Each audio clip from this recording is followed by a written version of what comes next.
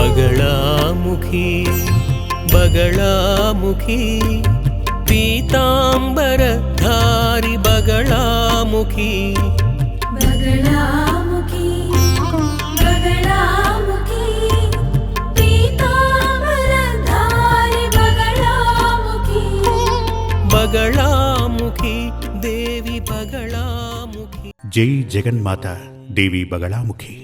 ओम ह्रीं बगलामुखी सर्वदुष्टानां वाचं मुखं पदं स्तंभय जिह्वां कीलय बुद्धिं विनाशय ह्रीं ओं स्वाहा। ओम ह्रीं बगलामुखी सर्वदुष्टानां वाचं मुखं पदं स्तंभय जिह्वां कीलय बुद्धिं विनाशय ह्रीं ओं स्वाहा।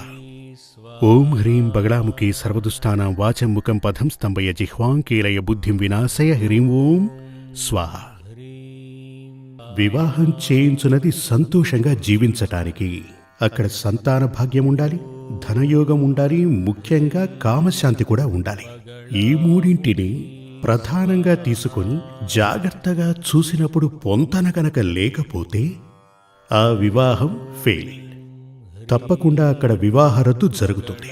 ఇది పక్కన పెడితే ముఖ్యంగా అంటే ఈ ఆధునిక కాలాన్ని బేస్ చేసుకుని నేను మీకు చెప్పడం జరుగుతోంది. పురుషుడి విల్ పవర్ని కాస్త చూడండి. ముఖ్యంగా ఈ కేసుల్లో మీరు ఏది తీసుకున్నా, విడాకుల కేసుల్లో ఏది తీసుకున్నా, ఆ కేసు కోర్టు వరకు వెళ్ళటానికి ముఖ్యమైన కారణం పురుషునికి విల్ పవర్ లేకపోవటం చేతనే. ఇదివరకే చెప్పినట్టుగా ఆ కామశాంతి విల్ పవర్ గురించి చెప్పానుగా. అదేమిటంటే ఇతన్ని వీళ్ళ ఇంట్లో ఉన్న కొంతమంది అస్సలు పట్టించుకోరు. మీకు తెలుసుగా, చాలా ప్రాంతాలలో పిల్లకి పెళ్లి చేసిన తర్వాత భర్తతో తను ఆనందంగా జీవించటానికి అది కూడా ఇంట్లోని ఆడవాళ్లే అయ్యుంటారు. గతం నుంచి మనం గనక చూస్తే ఇంట్లో అత్తా కోడళ్ల గొడవలు జరుగుతూనే ఉంటాయి. కోడలు అడుగుపెట్టిన క్షణం నుంచి గొడవలు మొదలు. ఇవన్నీ కూడా సమస్యలే. వీళ్ళందరినీ కూడా కంట్రోల్లో పెట్టగల పవర్ జాతకరీత్యా అతనికి ఉందా లేదా అని చూడాలి. అంటే అతని లగ్నాధిపతి పవర్ ఉందా అని చూడవలసి ఉంటుంది. లేదు అంటే అవన్నీ జరుగుతాయి. కానీ అతను భార్య దగ్గరకు భయపడుతూ వస్తాడు. అమ్మ గురించిన భయం, అక్క గురించి, చెల్లి గురించి భయం. ఈ విధంగా అలా ఉండకూడదు. వివాహం చేసుకుని ఇంటికి గనక తీసుకొస్తే వారికి చక్కటి జీవితాన్ని అందించాలి. అదేవిధంగా తనకు లోబడిపోయి అమ్మా నాన్నల్ని, సోదరుల్ని పక్కకు పెట్టకూడదు. దానిని అతని విల్ పవర్ అంటారు. వీటన్నింటినీ కూడా చూసి ఓ వివాహం జరిపిస్తే అంత్యకాలం వరకు సంతోషంగా ఉంటారు. ఇందులో సందేహం లేదు. వాటన్నింటినీ తెలుసుకోవాలి అంటే అందుకు అర్హత కలిగినటువంటి ఒక వ్యక్తికి మీరు మీ జాతకాన్ని తీసుకెళ్లి ఇవ్వాలి. మీ పిల్లల జాతకాన్ని తీసుకెళ్లి ఇవ్వండి. లేదు అంటే ఒకరికి మనం మన జాతకాన్ని చూపిస్తున్నామంటే మన జీవితాన్ని అతని చేతిలో పెడుతున్నట్టే. బాగా అర్థం చేసుకోండి.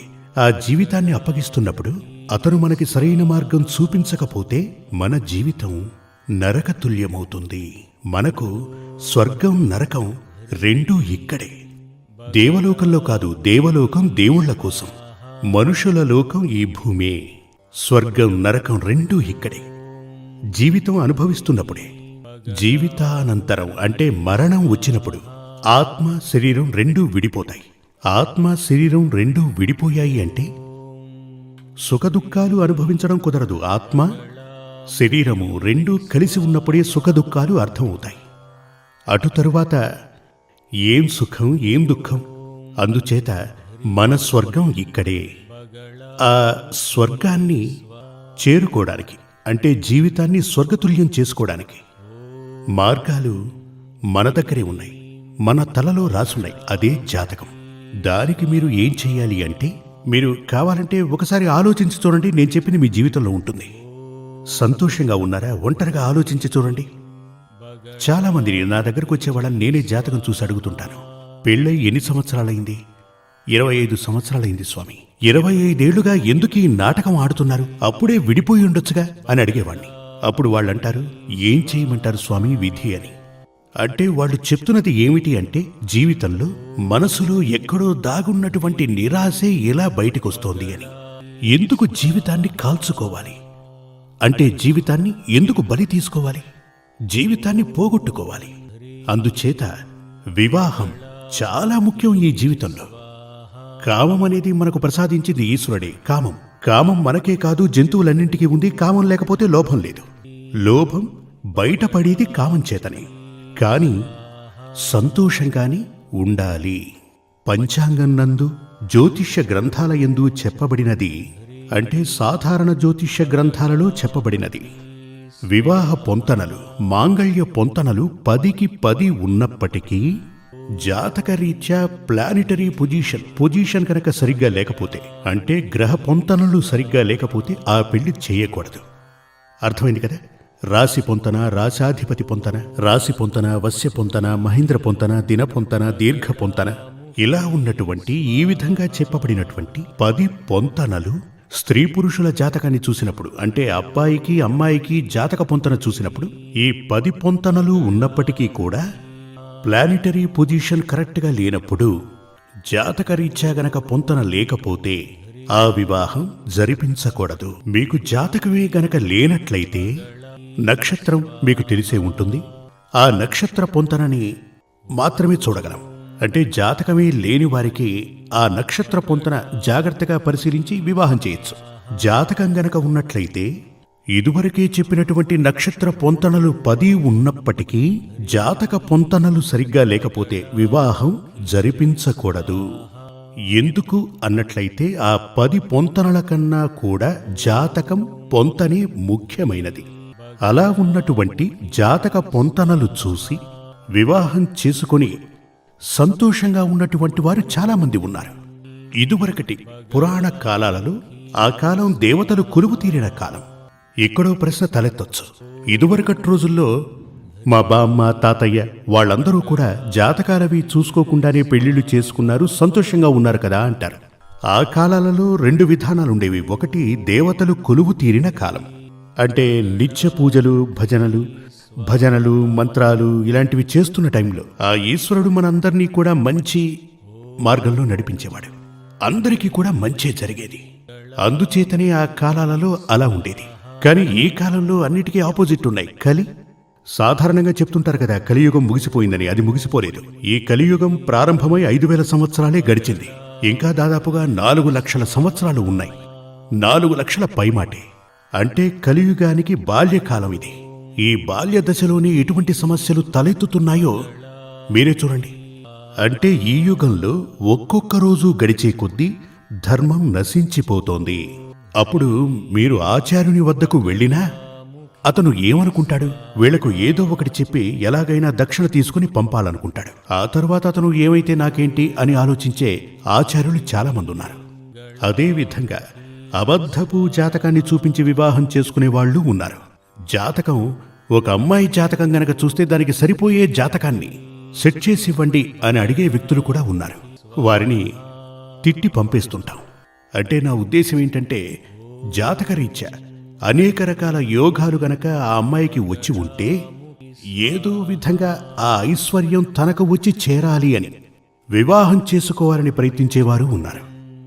అలాంటి వారు ఇప్పుడున్న స్థితిని ఆలోచిస్తున్నారు, కానీ భవిష్యత్తు గురించి ఆలోచించటం లేదు. ఇలా చూడండి, నా ఉద్దేశం, ఇప్పుడు లవ్ మ్యారేజెస్ బాగా జరుగుతున్నాయి. వీళ్ళందరూ కూడా వివాహానంతరం చాలామంది వస్తూ ఉంటారు. స్వామి, మేము 6 ఏళ్ల పాటు ప్రేమించుకున్నాం, ఇప్పుడు వివాహం చేసుకుంటే జీవితం సమస్యగా మారింది, ఎలాగైనా కోర్టుకు వెళ్లకుండా విడిపోయే మార్గాన్ని చూపండి అంటారు. ఇలా పురుషులు వస్తుంటారు, స్త్రీలు వస్తుంటారు. దీనికి కారణం ఏమిటి అంటే, ముఖ్యంగా ప్రేమించుకునే సమయంలో మగవాడైనా సరే అమ్మాయి అయినా సరే వాళ్ళ నిజస్వరూపం అస్సలు బయటకు రాదు కదా. మీరు కూడా ఒకవేళ ప్రేమించే పెళ్లి చేసుకున్న వ్యక్తి అయి ఉండొచ్చు. ఆలోచించి చూడండి, అంతా ఓ నాటక ప్రక్రియలో జరుగుతూ ఉంటుంది. మీరు ఒకవేళ కూల్ డ్రింక్ తాగాలి అనుకుంటే గనక చాలా స్టైలిష్గా తాగుతూ ఉంటారు కదా. అదంతా కూడా నాటక ప్రక్రియ. నిజస్వరూపం అస్సలు బయటకు రాదు. మాట్లాడేది, తినేది, వస్త్రధారణ ఇదంతా కూడా నటనే అని చెప్పాలి. అమ్మాయిలు నటిస్తారు, అబ్బాయిలు కూడా నటిస్తూ ఉంటారు. పరస్పరం వీళ్లకు తెలుసు ఆ అమ్మాయి నటిస్తూ ఉంటుంది, అతను కూడా అలాగే నటిస్తున్నాడు అని. కానీ ఆ నటన అలాగే కొనసాగుతుంది. కానీ వివాహానంతరం ఒక కప్పు కిందకి వచ్చినప్పుడు ఆటోమేటిక్గా ఏం జరుగుతుంది? ఈ ముసుగు, ఈ నటన వెంటనే తొలగిపోతుంది. నటన ఎంతో కాలం సాగదు కదా. ఇతని స్వభావం మెల్లమెల్లగా బయటికొస్తుంది, అమ్మాయి స్వభావం కూడా మెల్లమెల్లగా బయటికొస్తుంది. అప్పుడు ఏమవుతుంది? సమస్య మొదలవుతుంది. రే, నువ్వు పోరా, నన్ను మోసం చేశావని. ఇతను అదే అంటాడు. చూడండి, వివాహం అనేది ఇదివరకు చెప్పేవారు కదా, స్వర్గంలో నిర్ణయించబడుతుంది అని. సంతోషంగా జీవించటానికే. సంతోషం అంటే ఆ ప్రేమ, ఆ లవ్. పాత పంచాంగంలాగా మళ్ళీ చెప్తున్నా, కళ్యాణానికి ముందు కాదు, కళ్యాణం తర్వాత కూడా ప్రేమ ఉండాలి. కానీ ఇది చాలా అరుదని చెప్పాలి. ఇప్పుడు కేవలం 99% పెళ్లికి ముందే ప్రేమ. పెళ్ళైన 6 మాసాల వరకు ఆ కామ సుఖం కోసం అలా వెళ్ళిపోతూ ఉంటారు. అటు తర్వాత నువ్వెళ్ళు నేనెళ్ళు ఇంటికి రావటానికి కూడా ఇష్టపడరు, చూసుకోరు. ఇప్పుడు ఒకసారి చూడండి, మన ఈ సంఘంలో మీరు కూడా వినే ఉంటారు, ఒకే ఇంట్లో భార్యాభర్తలు అపరిచితుల్లా బ్రతుకుతూ ఉంటారు. సమాజానికి చూపించడానికి ఇదో నటన. వాళ్ళ మధ్య బంధం ఉండదు. ఇతని ఇష్ట ప్రకారం ఇతను, ఆమె ఇష్ట ప్రకారం ఆవిడ బతుకుతూ ఉంటారు. దీన్ని చూస్తూ పెరిగే పిల్లల జీవితం ఎలా ఉంటుందో మీరే చూడండి. వాళ్ళు నటనకు అలవాటవుతారు. జీవితమంతా నాటకం అయిపోతుంది. ఇదంతా కూడా ఆచార్యునికి కూడా ఇందులో భాగం ఉంది. ఈ కుటుంబం ఇలా అయిపోవటానికి ప్రారంభంలో ఎవరో ఒకరిని వెళ్ళి అడుగుంటారు, నువ్వు ఇది చేసుకోవచ్చు అలా అని అతను చెప్పుంటాడు. ఆ తర్వాత వీళ్ళు అడిగితే ఏం చెప్తాడో తెలుసా? అది మీ కర్మ అంటాడు. అలాంటి వాణ్ణి తరిమి తరిమి కొట్టాలి కదా. ఈ కర్మల నుంచి కాపాడమనే కదా నేను నీ దగ్గరకు వచ్చింది. అప్పుడు నువ్వు నాకేం చెప్పుండాలి? ఇలా వెడితే నీకు మంచిది కాదు, నువ్వు వెళ్ళవలసిన దారి ఇది, అది కదా నువ్వు చెప్పాల్సింది. అంటే ఎప్పుడూ కూడా మన జీవితం యొక్క ఏమంటారు, స్టీరింగ్. ఆ స్టీరింగ్ అనబడేదే మన జాతకం. అది ఓ మంచి వ్యక్తికి చూపించండి, అతను మీకు చెప్తాడు. ఏ విషయమైనా చూసి టక్కున చెప్తాడు. ఆ 12 గదుల్లో లేనిది ఈ ప్రపంచంలో ఏదీ లేదు.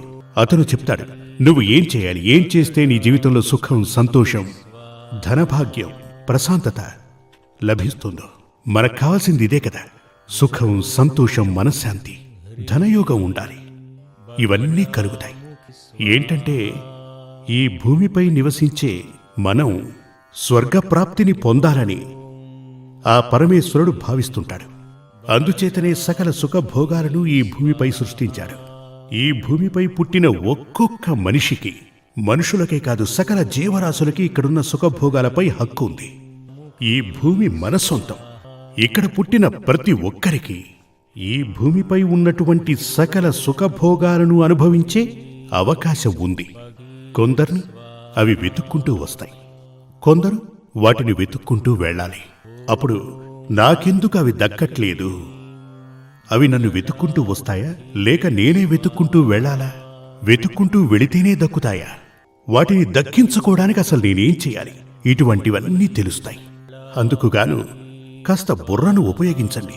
ఎప్పుడు టీవీనే చూస్తూ కూర్చుంటే, ఇప్పుడు ఇదివరకటి రోజుల్లో చాలా లెక్కలు కూడా, కావాలంటే మీ పిల్లాన్ని అడగండి, ఒక లెక్క చెప్పి దీన్ని కూడి చెప్పు అంటే అతను క్యాలిక్యులేటర్ తీసుకుని లెక్కేస్తాడు కదా. అంటే నా ఉద్దేశం, ఆలోచించేందుకు మనకు సమయం లేదు. వెసులుబాటు దొరికింది అంటే కంప్యూటర్ చూస్తూ ఉంటారు, టీవీ చూస్తూ కూర్చుంటారు. క్యాలిక్యులేషన్ చేయటానికి క్యాలిక్యులేటర్. అంటే ఆలోచించే సమయం మనకు లేదు. ఇదివరకు పెద్దవాళ్ళు, జ్ఞానవంతులు, వివేకవంతులు ఒక్కొక్క విషయాన్ని బాగా ఆలోచించి వాటికి సమాధానాలు కనుక్కుని మనకు అందించడం జరిగింది. మనుషులు మాత్రం బొమ్మలా ఉండి వీటిని చూస్తూ కూర్చుంటూ ఉంటాడు. అసలు తను తన గురించే ఆలోచించటం లేదు, తన గురించి తాను థింక్ చేయటం లేదు. ఒక అద్దం ముందుకు వెళ్ళి మనం గనక నిల్చుంటే, అంటే ఆ అద్దం చిన్నది కాదు, ఒక పెద్ద అద్దం. ఆ అద్దం ముందు నిల్చుని మిమ్మల్ని మీరే చూసి మిమ్మల్ని మాట్లాడకండి, నువ్వు అసలు సంతోషంగా ఉన్నావా? ఈశ్వరుడు ప్రసాదించిన ఈ జీవితం నువ్వు ఎలా అనుభవిస్తున్నావు? అలా అని మీరు మిమ్మల్ని అడిగి చూడండి. అంటే నేను ఇదివరకు చెప్పినటువంటి అనేక విషయాలలో మీరు కూడా ఉన్నారని మీకు తెలుసు. జీవితం ఒక్కసారి దొరుకుతుంది, ఖచ్చితంగా మరో జన్మ ఉంటుంది. మంచి పనులే చేస్తే ఖచ్చితంగా మనిషిగానే పుడతాం, లేదు అంటే ఎలా పుడతామో ఏంటో మనమైతే చెప్పలేం. అందుచేత ఈ జీవితం కొంతకాలమేగా, సంతోషంగా గడపాలి, నలుగురికి ఉపయోగపడేలా జీవించాలి. మనం మరణించాక కూడా మన గురించి 10 మంది మాట్లాడుకోవాలి, మనల్ని గుర్తుంచుకోవాలి. అటువంటి ఓ జీవితం సాధించుకోవడం కోసం ఏం చెయ్యాలి అని మీరే ఒక్కసారి ఆలోచించి చూడండి. జై జగత్మాతా దేవి బగళాముఖి. నేను చెప్పేది మీకు అర్థం కావాలి, అర్థం అవుతుంది. అందుకనే నేను చెప్తున్నాను. జగన్మాత పరాశక్తి నాలోనూ ఉంది, మీలోనూ ఉంది. ఆ అంబ మీ అందరికీ నేను చెప్పేది అర్థమయ్యేలా బుద్ధిని ప్రసాదించాలి. జై జగన్మాత దేవి బగళాముఖి. శ్రీ సూర్యమంగళం అద్వైత వేద విద్యాపీఠంలో తాంత్రిక పూజల్లో సిద్ధహస్తులైన ఎందరో ఆచార్యులు అమావాస్య, పౌర్ణమి రోజుల్లో ప్రత్యేక యాగాలు నిర్వహిస్తారు. ఈ యాగాల్లో పాల్గొనడం ద్వారా తల్లి శ్రీ బగళాముఖీదేవి అనుగ్రహం వల్ల సర్వదోషాలూ పోయి సకల సౌభాగ్యాలు మనకు కలుగుతాయి. శ్రీ సూర్యమంగళం అద్వైత వేద విద్యాపీఠం జ్యోతిష్యం, ప్రశ్నలు, వాస్తు, తాంత్రిక పూజలు మరియు వేదయాగాలు నిర్వహిస్తారు. సంప్రదించవలసిన నంబర్ 7305442299 7305442299. చెన్నై, కోయంబత్తూర్, బెంగళూరు, హైదరాబాద్, విజయవాడ, ఢిల్లీ, ముంబై, తిరునల్వేలి, టెక్సాస్.